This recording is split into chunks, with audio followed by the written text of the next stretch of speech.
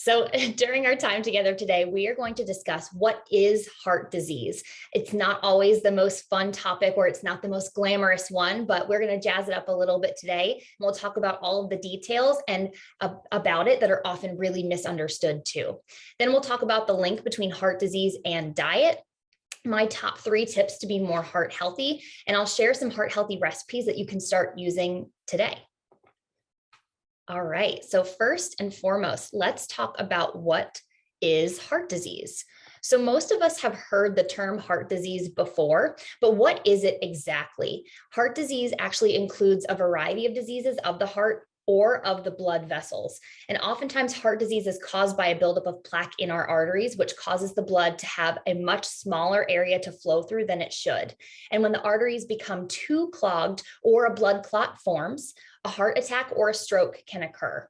Think about it like a traffic jam. No matter where you're calling in from, we saw lots of really great locations today, but you know as well as I do, when there's traffic in your area, it's going to wreak havoc on your entire day and all of your plans, whether that is a construction-based traffic jam, an accident, something even happening in your own car that's making you distracted. It doesn't matter, but what we really need to do is make sure that the roadways are clear for our heart so we can get from point A to point B as quickly as we can, and that blood can keep flowing. So anything that is wrong with your heart, think about it like a traffic jam, some sort of buildup that is happening there.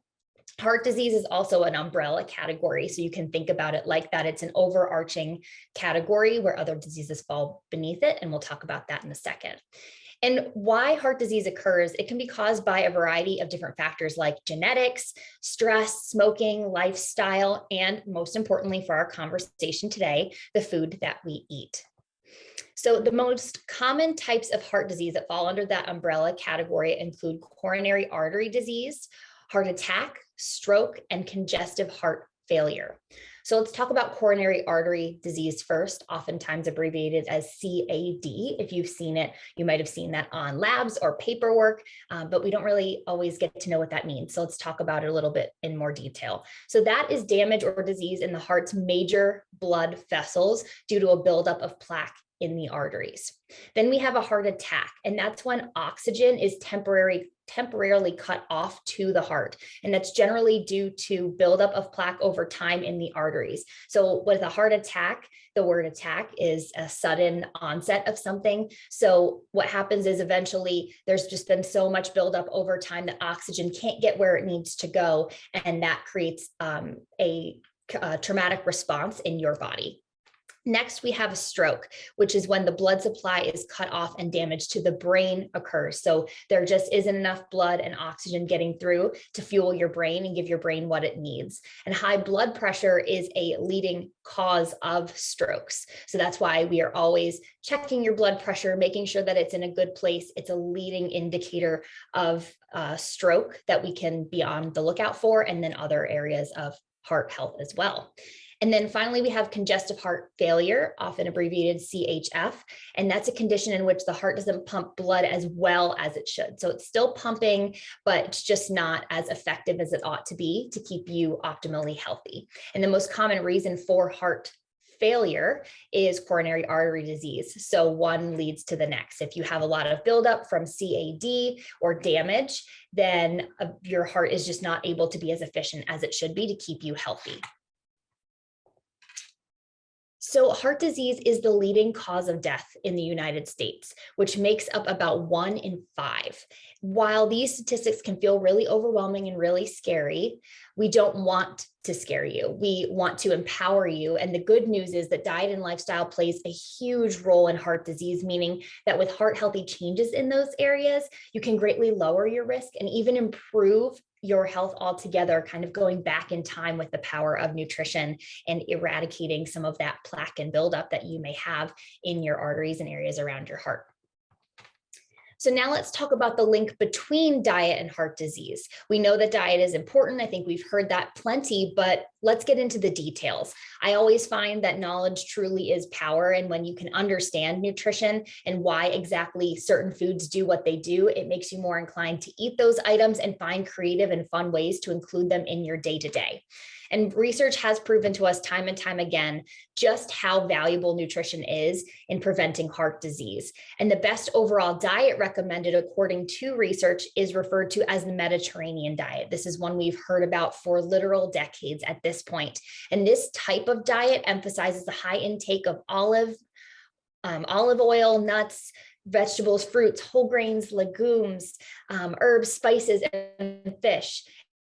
And then it also emphasizes a moderate intake of eggs, cheese, yogurt, and poultry, your dairy items too, and a low intake of red meat, processed meats, refined grains, sweets, and highly processed food items. So people who adhere more closely to an eating pattern like this cut their chances of heart disease by about 30% just by adhering to this type of diet, which is absolutely amazing. But this probably is information that you already knew. Saying to eat more fruits and vegetables is not a revolutionary tip, and I'm not the first one telling you that, right? So let's dive a little bit deeper into some specific nutrients from those Mediterranean diet examples to emphasize or to limit as well in your diet. All right, so first, when it comes to heart health, I want to talk about fat, which is a very misunderstood and feared nutrient by a lot of people. There are 3 different types of fats, and that's why it's often misunderstood, because those different types have very different needs in the body and serve very different purposes as well. So the 3 that we're going to cover today are trans fat, saturated fat, and unsaturated fat. Unsaturated fat is another umbrella category where other types of unsaturated fat fall beneath it, like mono and polyunsaturated fat. Just know that they fall in that same unsaturated fat category there. When I am talking to somebody about fat and how to include it in the diet in a healthful way, I like to think about it using a stoplight analogy like you see on your screen here. This helps people to remember how much of each fat that we're aiming to get in the diet and to gravitate towards certain ones and stay away from others. So first, let's start with red. And as you see here, red is our trans fat. These are things that we want to limit as much as we can. Trans fats have a place in a lot of processed items because they are artificially manufactured or they're artificially created fats. Trans fats offer us no actual nutrition value, and they're added to a lot of those processed food items as an emulsifier. When certain things are changed in the chemical profile of some food items, that won't bind together the same way. And when you're purchasing or you're finding a processed baked item, for example, or a cracker or a bread or what have you, it all needs to come together well so that it tastes good. And so that's why trans fats were ultimately created and why they are not found in nature, because they were made for those processed types of items. And because they don't offer us any nutritional value, they're something we want to stay away from. But even more than that, those trans fats raise our bad cholesterol. Our LDL cholesterol is often considered our bad cholesterol. It's something we want to keep on the lower side, and they lower our HDL, which is our good cholesterol. So tips the scales in a way that is just not in our favor. And trans fats are often found again in those baked goods and processed items, things like shortening, fried foods, frozen items, frozen pizza, refrigerated dough, and we want to limit these as much as we possibly can. Next, let's go to our yellow category. And this is the items we want to consume in moderation. And those are our saturated fats. So saturated fats come from animal foods. So when you think of any animal-based product or item, think saturated fat. They go together. That is where they are created, is in those animal products. So saturated fat is in things like dairy, meat, eggs, and just like trans fats, they can raise our bad LDL cholesterol and lower our good HDL cholesterol. But we don't want to limit those items too much because they have other health benefits and they are really high in protein. So we want to make the best choices that we possibly can. So when you're choosing items that have saturated fat, those animal products, opt for low fat or non-fat dairy options when you can, as well as lean cuts of meat like turkey and chicken. Red meats such as beef and steak have even more saturated fat than those other items just mentioned, those leaner options. So try to have those meats in even more moderation. And that's why incorporating more plant-based protein sources is recommended for heart health, because you still get the protein without that saturated fat. Now, fat based options in dairy do have a place, of course, but look at your day in its entirety to determine whether you should go for the regular full fat option, a low fat, a mid-range option there. It's all about looking at the big picture, especially when it comes to the saturated fats, the entirety of your day, and making the scale tip in your favor based on what else you are eating. And then finally, let's talk about the fun one. Green means go, and these are for our unsaturated fats. So saturated fats are found in animals. Unsaturated fats are the opposite. They are found in plant sources. And these are the ones that give us really great health benefits. Both types of unsaturated fat, those mono unsaturated and poly unsaturated fats, help us to lower our bad cholesterol and help us to raise our good cholesterol. Unsaturated fats lower our risk of heart disease by keeping the artery lining nice and smooth and free of damage. So I like to think of your fats, having them in an appropriate amount helps to keep those roadways clear. They're the construction crew. They're the person at the traffic light who is helping to direct things and make sure that no jams occur, that accidents are moved off the roadways really quickly. That's what the role of those unsaturated fats, that's what that does for us. And some examples include olives, avocados, your nuts and seeds, your different oils that are liquid at room temperature. So olive, peanut, canola oils, your soybeans, safflower oil, your seeds like your sunflower, flax seeds, and then of course things like fish as well. So next, let's move on to sugar. So on your nutrition label, you can see both sugar and added sugar. And natural sugar, the sugar that is occurring automatically, is in things like fruits, vegetables, and whole grains automatically, as I said. And I like to think about it just like that, and that added sugar is as if you were taking a spoon and you were dumping sugar on an item. It is added in order to sweeten something. It's not occurring in nature. And so when there are lots of types of added sugars that are added to our different foods, there's, your artificial sweeteners, there's just added sugar in general, but regardless, we really want to keep an eye out for those things because the American Heart Association warns us that consuming too much of this puts us at risk for conditions like high cholesterol, diabetes, and high blood pressure. And added sugar can be found in a lot of sneaky places. So keep that in mind. I think we're all aware of the things that are very obviously sweet, like our baked goods and our ice creams, but also things like ketchup and condiments, applesauce, fruit juice, salad dressings, all sorts of things have added sugars that we want to stay away from. So keep that in mind when you are trying to keep your heart really healthy. The next thing we want to talk about is sodium or salt. You can use those words interchangeably, and they can be very prevalent in the foods that we eat too. And the American Heart Association suggests no more than 2,300 milligrams of sodium intake daily for a healthy adult.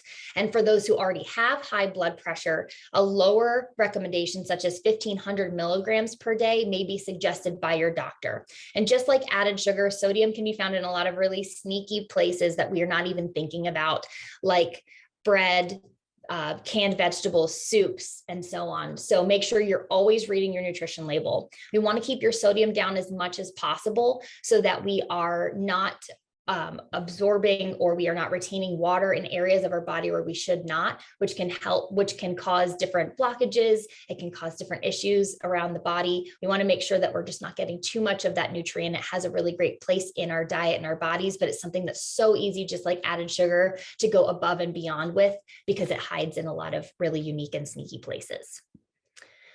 And so now let's talk about something that we want to have in our diet, which unlike sugars and sodium, fiber is the complete opposite. We want to make sure that we're having as much as we can that is helpful for us and our bodies. So what is fiber? It's another buzzword we hear about all the time, but dietary fiber actually includes the part of a plant food that your body can't digest. So fiber is found in our plants, and it is unlike other components, your fat, your proteins, and the other part of carbohydrates. Your body can't entirely break it down and absorb it. And so what does that do for your heart? Well, fiber lowers your LDL cholesterol, controls your blood sugar levels, aids in achieving a healthy weight, which keeps you fuller longer with fewer calories and lowers our risk of heart attack, stroke, and type 2 diabetes. And to maximize these really awesome health benefits, men should aim for about 30 to 38 grams of fiber per day, and women should aim for about 21 to 25 grams. I like to think of fiber as a lint roller in your body. You know what a lint roller, the more you roll it, the more things it picks up, the bigger it gets. As fiber goes through your body, it picks up on anything that is floating around that your body may not need, excess fat, bits of cholesterol, bits of sugars here and there.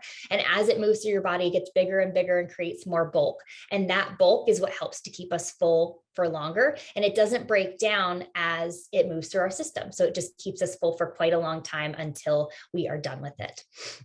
So where can I find fiber is usually the question that I get asked. And luckily, that recommendation for fruits and vegetables rings true for a lot of reasons, not just the vitamins and minerals, but because fiber is found there too. It's also located in grains and legumes too. So some suggestions on ways to get more fiber are: first, keep the skin on your fruits and veggies. There's fiber in a variety of components of your fruits and vegetables, but it mainly lives in the skin. So keep that on if you can, and if you prefer that. Then switch to whole grains. The reason we recommend whole grains is because a whole grain uses all parts of the wheat, which is the bran, the endosperm, and the germ, and naturally contains more fiber, those three parts, than when it's processed and those things are stripped away. And that's why whole grains are so wonderful for you. And then finally, another suggestion is adding beans or legumes to your diet. That will help you increase your fiber overall as well. All right, so now if you search online, you know as well as I do that you may find endless tips or suggestions on how to be heart healthy. But here are 3 tried and true, and most importantly, evidence-based tips that we want to provide you with today. So tip number 1 is to eat a balanced plate. And this relates to what we talked about with the Mediterranean diet at the beginning of our conversation. Balance your eating with lots of fruits and vegetables, and all different types of fruits and veggies too. Whole grains, nuts, fish, poultry, and vegetable oils. Try to limit your intake of red and processed meats when you can. Limit your intake of refined carbohydrates, added sugars, sodium, and foods with trans fats, those artificially created fats. To help you actualize this tip, we'll be walking through a few recipes soon and sending out a 7-day heart healthy meal plan to everybody on this call. So stay tuned. Our tip number 2 is to get regular movement. This is one of my favorite tips, and I'll tell you why in just a moment. The American Heart Association recommends that adults get at least 150 minutes of moderate intensity exercise per week for overall healthy living and disease prevention. And exercise isn't just good for your heart health and for weight loss. It also has a big impact on your mental health, which evidence has shown again and again by releasing feel-good endorphins and other hormones. A sub-tip within this tip, and why it's one of my favorites, is to find movement that you really enjoy doing. I'm sure that we all have been there where you promise yourself you're going to go to the gym 4 times a week, and then 2 days in, you hate it so much that you've decided to skip the gym for the next month in its entirety. I can't be the only one, right? And I think that might be maybe because the gym just isn't for you, and that's okay. Maybe movement and exercise for you looks more like classes, Pilates, or a HIIT class, or some sort of boot camp where you can socialize with other people, and that is a much better fit. Maybe you can do something like yoga or a long walk if you need the meditative component of physical fitness instead of the actual gym aspect. Or maybe playing a couple extra games of tag with your kiddos and running around and really getting your heart racing is how you're going to get your activity in. And maybe finally, your activity looks different day after day, week after week, and it's almost impossible for you to stick to just one thing. Regardless, all movement is good movement. And I encourage you to follow those American Heart Association recommendations to just get your body moving as much as you can throughout the week to improve your heart health. And again, for your mental health too. Find something you love. Be fearless in looking for something that is different or unique, even if you haven't tried it before. And just know that whatever your fitness journey or your activity journey looks like doesn't have to match anybody else's for it to work for you. That's something that can be so complicated and emotional when it comes to just health and wellness in general, is feeling like you don't quite fit in with the mold that is out there in the world for fitness, for nutrition, but find what is your best match and just run with it. No pun intended. All right. And then tip number 3 is to be in the know and make sure that you are in the driver's seat with your health by having your yearly lab work completed and knowing what those values mean. That's so important. Monitor your cholesterol levels through a lipids panel, monitor your blood pressure, and keep an eye on your weight. Those things, when they change, they are great indicators that something may be amiss and that you should check in with a doctor, a dietitian, or another healthcare professional. And this is also where I'm going to emphasize the importance of regularly meeting with a registered dietitian, just like myself. A dietitian like me is not here to shame you or convince you to go on some crazy crash diet or a diet at all. We are here to be your guides as you navigate a really complex health issue and give you the tools that you need to get healthy. And this can look like helping you find healthy groceries that suit your budget, or create a meal plan with recipes that you will actually enjoy eating and that your family will too. You know how key that is. Or even looking at your favorite restaurant menus with you so that you can make smarter decisions when you are eating out, being social, traveling for work, whatever it may be. And we are so much more than just your food police. And I really want to emphasize that it's okay to get help with your food and nutrition. We now know, based on research, just how complicated it is, not only physically, but emotionally, to tackle nutrition. And that's why we're here to help and support you. So while you are in the driver's seat with your help, your dietitian, think about it. You know, we've been using a lot of roadway analogies, but when you're in the driver's seat, think about your dietitian as your passenger and your navigator, giving you directions, helping you with those unsafe road conditions that might come up along the way, playing some awesome road trip music. And then I'm there to switch into the driver's seat if you need a little bit more help or support. And this is why FoodSmart connects you exclusively with dietitians versus other healthcare professionals, and why we do it virtually so you can meet on your schedule and get personal nutrition advice. We work with a huge number of health insurance plans and employers across the country to bring this to you for as little as $0. So for many of you, this will be available at no cost. So if you're ready to meet with the dietitian, Claire's going to put the link in the chat again. I know she's been doing so. And don't forget that if you schedule today with code Heart Health, that you'll be entered into the $250 prize drawing. Plus, you'll get a guaranteed $15 gift card if it's your first visit with us. All right. So I know that I have talked a lot. And before we move on, let's do a quick pulse check in our chat. So can everybody put in the chat how they are feeling so far? Are we feeling informed, motivated, confused, hungry? That's always an acceptable response. And I would love to hear how we're feeling. Overwhelmed. I hear you. And I hear lots of informed and educated too. That's great. But informed, motivated, I love it. And I really, really resonate with the people who say that they're feeling overwhelmed. And I think that that's why heart health is such a hard thing to talk about in general, with all the different diagnoses that fall under that big heart disease category and not knowing quite where to start. And it all just feels like there's this massive mountain to climb and you only have so much time in a day, right? But we are here to help. And I want to help you first and foremost with something fun, which are some heart healthy recipes. Okay, so first, let's start with breakfast. And I know we're getting to the middle of our day, so everyone is probably getting hungry. I apologize in advance, but these are some great ones that you could even bring into your diet or make for breakfast, lunch, dinner in just the next couple of days. So keep your ears open. And starting with breakfast, this is a great option when we're thinking about heart health. This recipe, in the chickpeas in it, provide fiber and protein without any saturated fat. Remember, a saturated fat is from our animal products. But saturated fats raise LDL cholesterol, and this doesn't have any of that.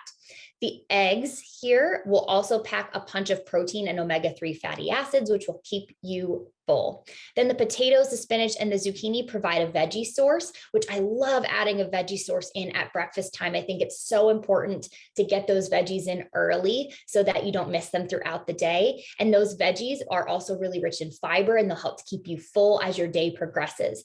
And finally, that you will see that this dish is prepared with an unsaturated fat and olive oil as opposed to a butter or a tropical oil like a coconut or a palm oil, something that's liquid at room temperature. And that's higher. And those ones, your butter and your coconut oils and so on, those are higher in saturated fat, which aren't as good for your heart health. But this one is with a plant-based oil and unsaturated fat, and that allows you to help that lining of your arteries stay nice and smooth. And this meal is a really great balance of carbs and fiber, protein, and healthy fats, which start your day off right and keep you full for as long as possible, because nobody likes those mid-morning hungries. So next, let's move on to lunch. I am a big lunch person. Lunch is like the meal I think I get most excited about, at least during the weekdays. It jazzes up my middle of the day, gives me a little energy to get through the rest of it, right? And our lunch recipe also fits right into a heart healthy and balanced eating pattern that we discussed earlier too. And here in this recipe, you can see that there's some quinoa, there's as our whole grain option, which gives you some fiber and some protein too, which is really one of the great benefits of quinoa, is that there's a protein component there as well. There's also shallots and Brussels sprouts for our veggies in this dish, which are high in fiber. And they're also things that we haven't talked a whole lot about today, like our vitamins and minerals, potassium in particular, and some other really good nutrients.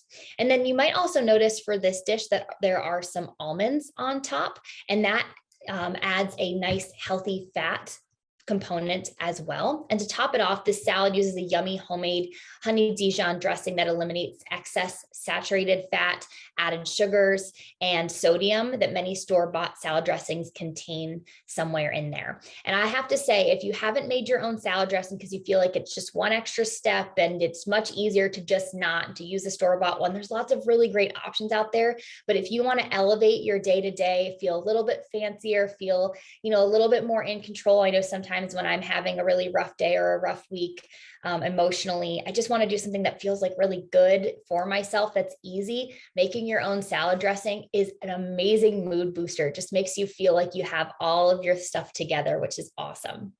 And then the final recipe I want to talk about is our heart healthy dinner example. We've talked a lot about the importance of fiber and heart health, and this recipe is packed full of it too. So this is our vegan chili. It uses beans, tomatoes, and sweet potatoes. And chili is one of my favorite comfort foods, no matter what time of year. It's so easy to make. It makes your house smell so wonderful. And this recipe has great sources with those sweet potatoes, those tomatoes, those beans, of complex carbohydrates and fiber that helps to keep you full for a long time and lowers those LDL cholesterol levels. The beans in this recipe specifically, they also provide a plant-based protein source, which makes this recipe have only 1 gram of saturated fat in it, which is way lower than your meat-based chili options. And this chili also uses a healthy fat, which is olive oil, to saute the veggies, as opposed to an animal fat like a butter that you might find in some other chili recipes. And again, this heart-healthy fat helps to reduce your LDL cholesterol, the bad cholesterol, and elevate your HDL, your good cholesterol. And if you're not vegan, you can always add a low-fat Greek yogurt or a cheese or something on the top of this to give it some extra flavor and a little bit of protein too. And then you can also top it with some of my personal favorites, cilantro and jalapeno, for an extra kick and some freshness and some nutrients in there as well. Oh, and so I don't know about you guys, but after talking about those, I'm pretty hungry. I said chili is my favorite. So now I am definitely feeling the hunger monster showing up at this time after talking about those recipes. But thank goodness it's about lunchtime for a lot of us here on the call and for me here in Raleigh. And I hope these 3 recipes have inspired you to cook up something delicious, heart healthy, and easy, and something that's plant forward too. And to give you some further inspiration, we're going to be sending out to everyone in this call a free 7-day meal plan with 21 breakfast, lunch, and dinner and snack recipes. And this meal plan was written by a Food Smart registered dietitian, just like myself, specifically with heart health in mind. So you can be sure that these recipes are good for your heart. And this will be included in the email we send out later with the webinar recording. So keep an eye on your inbox because you don't want to miss some of these awesome recipes. All right, so I know, again, I've talked a lot today, and this is a whole lot of information to digest, no food pun intended. But let's quickly recap on some of the key points that I want you all to take away from our webinar and our time together today. So first, we talked about the background of heart disease, and some key takeaways here are that 1, the term heart disease encompasses a lot of different types of conditions. And 2, while it's a huge issue nationwide, it's an issue that comes with a lot of hope. There are things within your control to prevent and manage heart conditions, which is amazing. Next, we talked about some key nutrients and how they help or hurt your heart. Key takeaways here specifically are to up your intake of fibrous foods, those fruits and veggies, whole grains and legumes, and to limit your intake of foods high in saturated and trans fats, things high in sodium and added sugar. Then we went through my top 3 tips for keeping your heart healthy, which are eating a balanced diet whenever you can, getting regular exercise or movement, whatever that means for you and whatever is best for your body and your lifestyle. And then to be in the driver's seat of your health by regularly meeting with a registered dietitian and keeping up to date on your labs and your medical information. Be in the know. You are in charge of your health, and don't ever forget that. No matter how, many things you hear online or what you're seeing in the news, you're the driver. And then finally, we put it all into practice by looking at a few different recipes with heart healthy benefits. And if you've noticed a common theme from all of these different recipes, it's to make sure that your plate has plenty of fiber, of protein, and of healthy fat as well. So if you want more specific guidance on how to apply these principles to different types of heart conditions, we are hosting a part 2 to our webinar on April 11th called Managing Your Heart Condition Through Food. So we'll have even more great information for you on heart health. And I will be doing a deeper dive during that presentation on conditions like high blood pressure and high cholesterol and how you can adjust your diet if you have those conditions, or if you're trying to prevent those conditions too. Maybe you have a loved one who has them. Maybe it's just something you'd like to learn more about. Then that webinar will be a perfect match for you. If you are currently managing any heart conditions, in the meantime, I'd really recommend attending that webinar and going ahead and getting scheduled for a visit with one of our registered dietitians. You can schedule a visit with an RD or get scheduled for that webinar part 2. I see that Claire just put that link in the chat there. So please feel free, get scheduled for that. And we are so excited that we'll get to see you there in just a couple short weeks. So before we dive into our Q&A, and I see a lot of really, really great questions and participation and encouragement, general encouragement in the chat, and I'm really excited to dive into that. But before that, I want to announce something really exciting that we have created for all of you.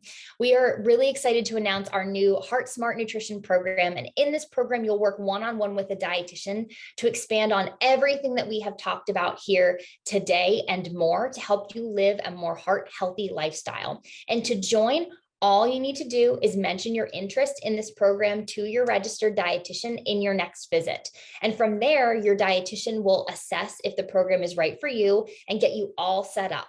So if you haven't scheduled already, you can do that with the link that Claire puts in the chat. And don't forget to use the code Heart Health in the promo code field. That's Heart Health in that promo code field to enter our giveaway. If you have any questions about the program, please drop them in our Q&A as well, and I'll try to get to as many as I can today.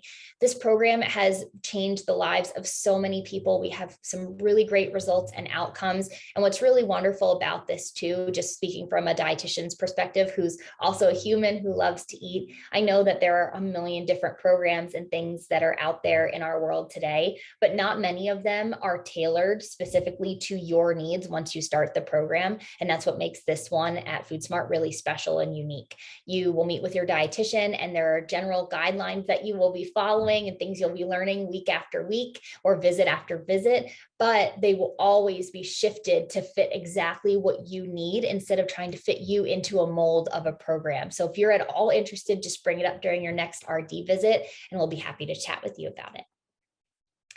All right, so next I want to get to some of these awesome questions. So give me a moment and I'll start reading them off. I just wanted to say, first of all, I am so grateful to see how many people are being so kind and supportive to one another. Food and nutrition is really challenging. I've said it if you've been on our webinars before, that food is the part of us that we, is established before we are born, and food and nutrition is important to us until our very last days. And it is something that is the habit you can't quit. It is the, piece of us that makes us so unique, what we like, what we don't like, what our body needs and doesn't need. And that can make it really hard to talk about. So all of you just being so supportive is just wonderful, wonderful to see. So I have a couple of questions about what types of sugar sweeteners, whether they're artificial or otherwise, are the best ones to use for your overall health in general. And it's a hard question to answer, and it really depends on what your health and wellness goals are. So the reason we want to stay away from added sugars is that there's a few different reasons. One, if it's an added sugar and not a sugar substitute or an artificial sugar, it will add with it calories. So if you're really trying to watch your weight overall, having things with added sugar, they're probably higher calorically, but they're not as nutrient dense. The reason we suggest fruits and vegetables isn't because all dietitians just love them so much, which I very much do, but it's also because they're really nutrient dense. They have more, you get more bang for your buck with those. And added sugars, you just don't. Your body burns through them really quickly. I like to think about it like a roller coaster. With some of your more natural fibrous sugar options, your body will process them over time, and it's a nice ride that you can coast out on. With those added options, it creates a blood sugar spike, gives you a burst of energy. Your body quick runs to assist and take care of all of that sugar and disperse it as fast as it can. And that's where you get that sugar crash from. So when it comes to added sugars, that's why we want to avoid them altogether. As far as which ones are the healthiest, if you are going to have added sugar, totally depends on what your health goals are. If calories aren't as big of an issue for you, then you can use a more natural added sugar like a honey, a monk fruit. Stevia is a natural added sugar technically as well. Agave nectar, there's all different sorts of options, syrups, date syrup, dates in general, you name it. So you can use those if you're not as worried about your caloric intake, but just keep in mind that they're still added sugars. For your sugar substitutes that are not caloric, those will still, your body will still have to, even though they're not technically sugar and they're not processed the same, your body still recognizes it as a sugar. So you won't get the calories there, but you will still have that same spike and drop. It's just not quite the same. It doesn't happen in quite the same way. It doesn't have to rush to that defense quite as quickly. It's not urgent to get it out of the blood, but your body does still recognize it as sugar. And there's a lot of different studies that are coming out about that now. So just keep those things in mind. Everybody's goals there will be different. And that's why working with an RD to talk about those is really important, especially with those additives there. Really, really great questions. Let's see what else we got here. I see this is a great one. I try to stay away from processed food, but what constitutes something that's processed? That's an excellent question. And it obviously depends on who you're asking and what definition you're technically going by. Because some things that are processed, like some breads that are whole grain, technically they were processed. They were made elsewhere and brought to your grocery store. They're not the most unhealthy options. So sometimes there's some really great breads. I think of hummuses as something that can be processed, even some cheeses that can be great to have in your household. Although there's so many different things that are processed, some of your best protein bars, your snacks, your crackers, So pretty much anything that is artificially made or that is made somewhere else that's not your home is technically processed. Now, what we want to look at is just how processed it has been. So what has needed to be completely dismantled and put back together to make that one item? So I often think about it like, if I am, I'm not making my own crackers. I can, but I don't usually. I'm getting them from my grocery store, right?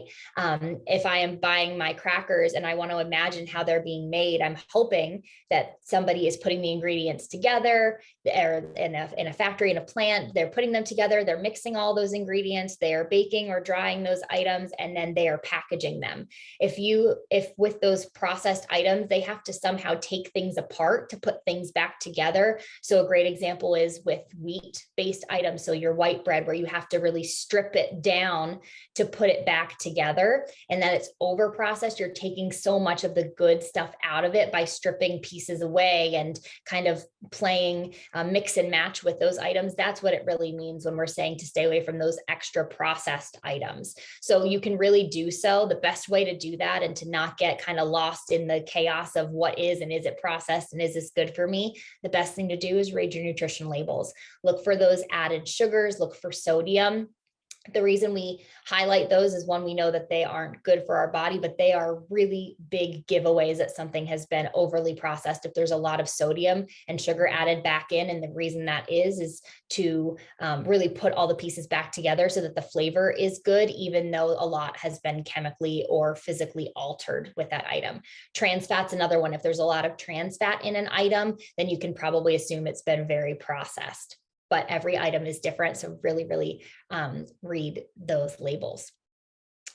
A couple of really good questions about different types of heart disease in general. So is CHF fatal, or is that a misconception? What about CAD? I'm seeing a handful of really good questions there. And it really depends. A lot of times with heart disease, those things may not be fatal in and of themselves, but it's the combination of different diagnoses. They often don't live alone. So for example, congestive heart failure is often caused by coronary artery disease. So CHF itself might not be fatal, but the coronary artery disease could be. And it's really hard from person to person to say which one is more or less fatal, which one is more or less concerning. It's all based on the person. And again, when we talk about heart disease, I think part of why it's so hard to talk about is because it can be such a scary topic for a lot of folks. When somebody gets a heart disease diagnosis, or their doctor is giving them a warning and telling them that they're, predisposed for it, or their labs aren't looking great, it induces a lot of fear. And I've been there. My families have been there. I've worked with thousands of patients who have been there. The thing I want you to really keep in mind is that with heart disease, with so many of these conditions, a lot of them truly are reversible in many ways, maybe not in their entirety, but in so many ways, a lot of that damage is reversible through good food and nutrition. So when you hear something, or maybe you're getting that diagnosis now, maybe that's something you're going through in your life right now, don't panic. Know that there's a lot of hope there, and it's real. One of the big reasons I became a dietitian is because, I love to see people happy, and I love to see them have really great outcomes and change their lives. And food is truly magic on earth. When you eat well, you can see in your labs, you can see in your body, in your face, in your mood, you can just see how transformative it is. So just keep that in mind as a ray of hope as you're thinking about these different diseases. Okay. Oh, this is a great one. So how can you increase the fiber in your diet without increasing the frustrating bloat and gas and GI upset as a result? Yes, this is a question I feel like I get every so often from my own family, not just the patients that I serve and the people that I talk to, but from my family too. That is the most frustrating thing about trying to add fiber. We all know it's good for us. Again, that's not revolutionary. We know we should eat our fruits and veggies, but gosh, sometimes they really wreak havoc on our systems, don't they? And the thing I recommend with that is start a little bit slower than you think you should, and make sure you're drinking water. Sometimes that is where we are very amiss. And people will say, I just spoke with somebody recently who said, well, I drink a ton of water. I do such a good job with my water intake. I increased my veggies just a little bit, and now I'm a mess. I feel horrible.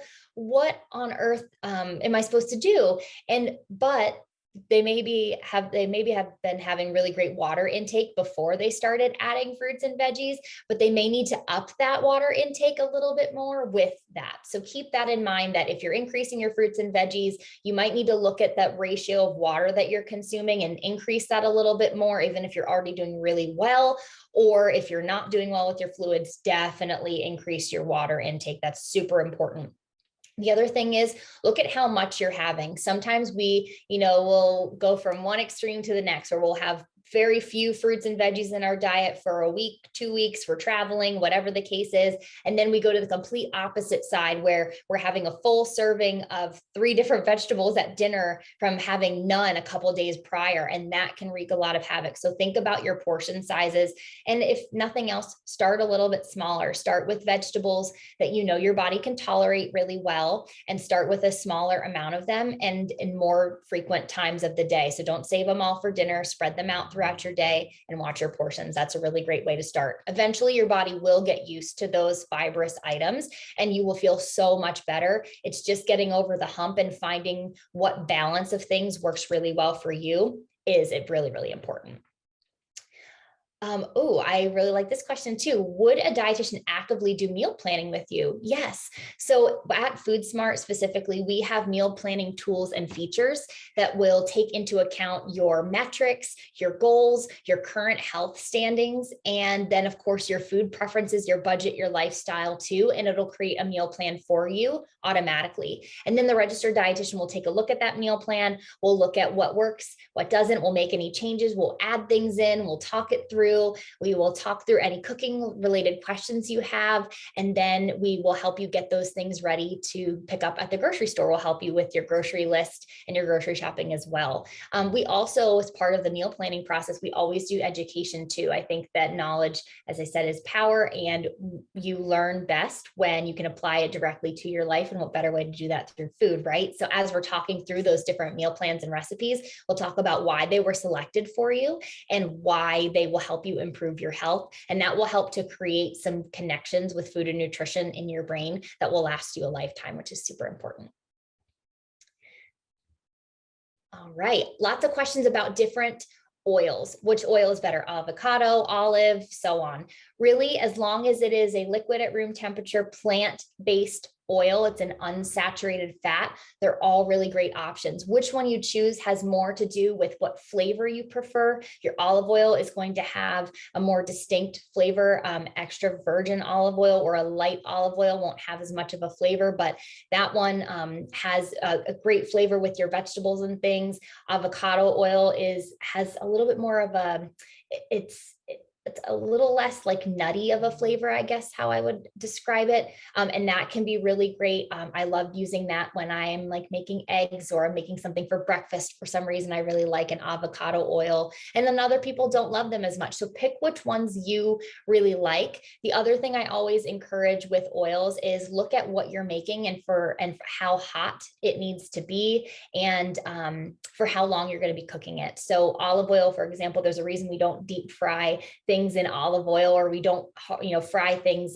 Growing up, we always called it frying it hard, where you're not deep frying it, but you're really getting a nice char on it, or you're really getting a nice saute on it. We don't always do that with olive oil because it can't withstand certain temperatures. And you'll notice that if you've cooked a lot, as you're using certain oils, they just don't give you quite the same like texture at the end. And olive oil, avocado, some of those can't withstand those high heats. So a canola oil might be better for some of those things. Canola oil's gotten a lot of really bad reputation recently, but it's actually a fine oil to use, and it's your most bland, I would say, of all the options. So pick what feels best. Flavor wise, I'd start there. There are lots of other great nutrients in some of your oils, but that's what I usually like to start with. And as long as you're using an unsaturated one, you're in a really great place already. Ooh, and I know we're just about at time, but any recommendations on how to tame a raging sweet tooth? fruit just doesn't cut it for me. Yeah, I absolutely hear you. Fruit is great. I love fruit. I love vegetables, but fruit is not a cookie. They're not the same. And we can't pretend that they are, right? And so the best thing that I the best advice that I can give is, first, if you are, and this goes back to a webinar we had more recently, if you are finding that you are always craving something sweet, look at patterns in your life. Are you always craving something at the same time of day? Are you actually hungry? Start to ask yourself those really critical questions. We often play the blame game and say, oh, it's just me, and I always do this, and it's just a flaw in who I am and something that I always want. But that's often not the case. There's usually a root of that craving. So think back a little bit. Is it always the same time of day? Am I tired? Am I feeling emotional? Have I eaten enough today? Was my diet different today?